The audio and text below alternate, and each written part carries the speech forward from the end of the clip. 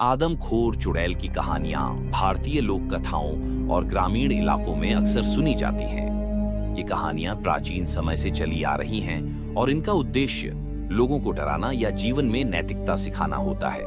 ऐसी ही एक कहानी है आदमखोर चुड़ैल की कथा। बहुत समय पहले एक छोटे से गांव के पास एक घना जंगल था। गांव के लोग मानते थे कि उस जंगल में एक चुड़ैल रहती है जो इंसानों को मारकर खा जाती है। वह चुड़ैल हमेशा सफेद साड़ी पहने रहती थी। उसके बाल बिखरे हुए होते थे और उसकी लाल चमकती आंखें अंधेरे में दिखाई देती थीं। गांव वालों का कहना था कि जो कोई भी सूरज ढलने के बाद जंगल के पास जाता वह कभी वापस नहीं आता।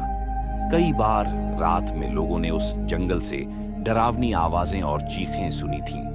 दुष्ट चुड़ैल का जन्म कहते हैं वह चुड़ैल पहले एक साधारण महिला थी।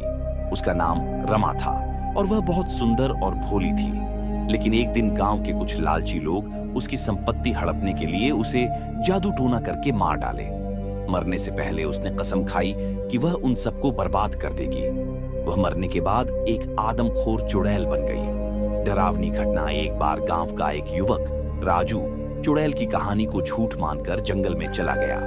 गांव वालों ने उसे रोका लेकिन वह नहीं माना। उसने कहा, मैं भूत प्रेत जैसी चीजों पर विश्वास नहीं करता, ये सब मनगढ़ंत कहानियां हैं। जंगल में पहुंचने के कुछ देर बाद राजू ने एक अजीब साया देखा। वह साया धीरे धीरे उसके पास आने लगा। अचानक उसने देखा कि वह वही चुड़ैल थी जिसकी कहानी उसने सुनी थी। उसकी आंखें खून जैसी लाल थीं और वह डरावनी हंसी हंस रही थी। राजू डर से भागने लगा लेकिन वह चुड़ैल इतनी तेज थी कि उसने उसे पकड़ लिया।